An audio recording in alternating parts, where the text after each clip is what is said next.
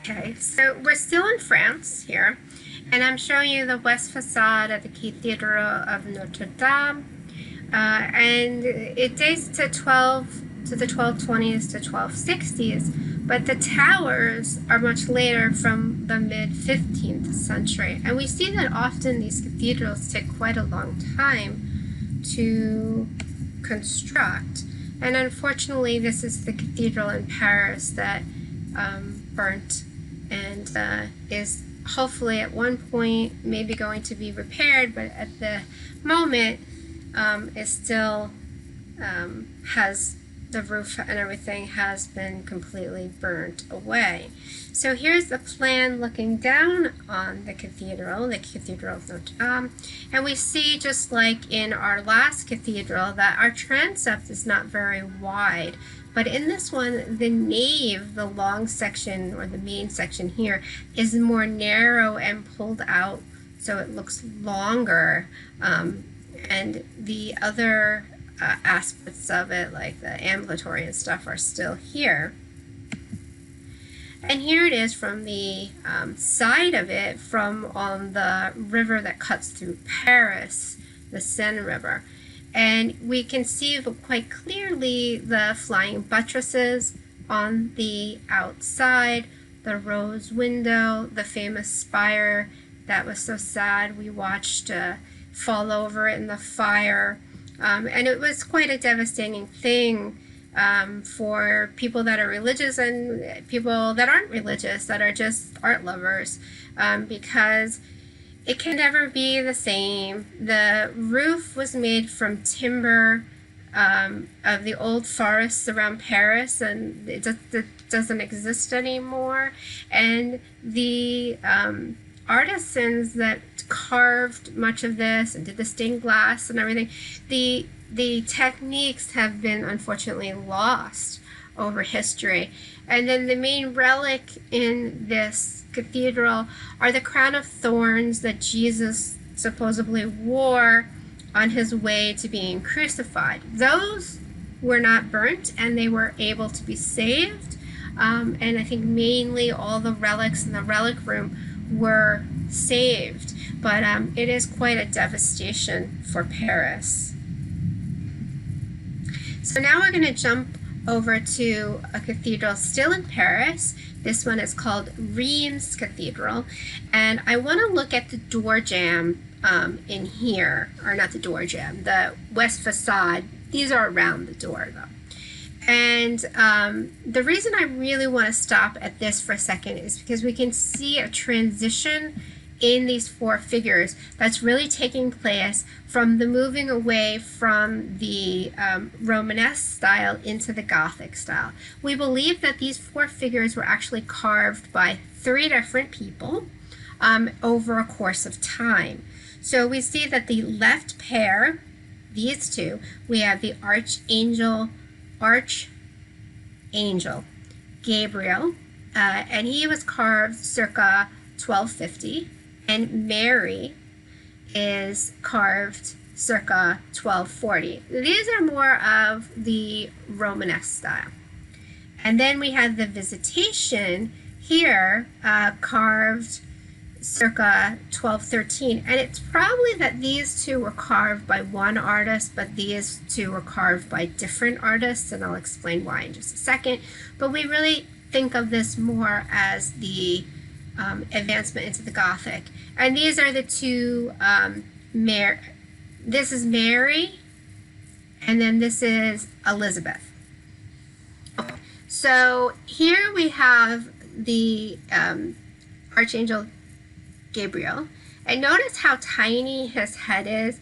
I always think it almost reminds me of like a shrunken apple head. It's so itty-bitty in comparison to the body. Unfortunately, he only has one wing. The other wing has been lost, and part of his hand has been lost.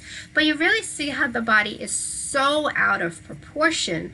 The hand is way too small, the head's way too small.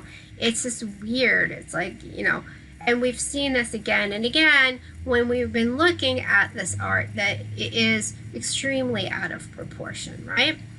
And then we have Mary, who maybe her head's in a little bit more proportion in relationship to her body, but there's no really form to her body. It's just this long drape that's kind of cascading down. There's no real body that we see underneath it. There's really no, it's very stiff. It's again almost as though she becomes a column. When we jump over to these two figures, we see a big transition, and we see probably the best example of it in this figure of Mary here. If you notice, if you look at her, you'll see that if you follow her head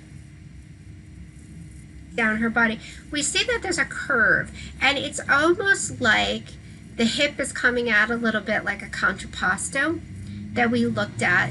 And I had said a million times when we were looking at it, you have to remember the term contrapposto.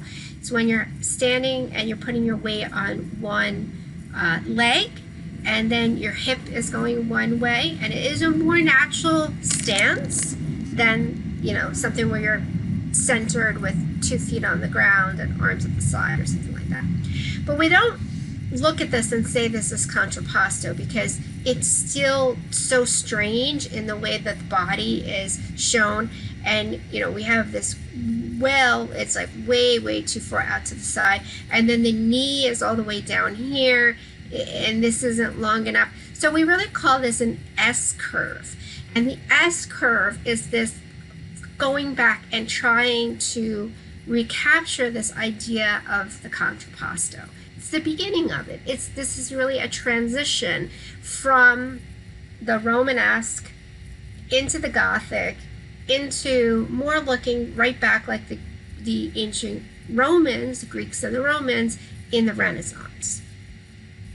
The way the lines of the drapery are, they reveal the body more underneath and are in some way much more realistic in the way that they fall in comparison to these. We also have more expression in the face, especially in this figure, in comparison to this figure or this figure. Okay? So this is really an important piece because it's this real transition that we're seeing. And then right around the corner, a couple of blocks away from Notre Dame in Paris, we have this chapel. And this was originally the private chapel for the king. It's called Sainte-Chapelle in Paris, and it dates to 1239 to 1248. And you can see that these huge lancet windows really, it makes this whole wall just stained glass, and it is quite breathtaking to walk into the space. It's rather small in comparison to one of these cathedrals I've been showing you, because it was a private chapel for the king, and it also housed the royal jewels, many of the royal jewels. But when we look to the ceiling, then we see the ribbed accents here, the ribbed vaulting. And then we have this really deep blue ceiling. And if you remember what I've told you before, the blue was the most expensive color because the stone to make the blue had to be imported from Afghanistan. So this is showing like extreme wealth of the monarchy. And then in addition to that, the gold is created with real gold. It's gold leafing.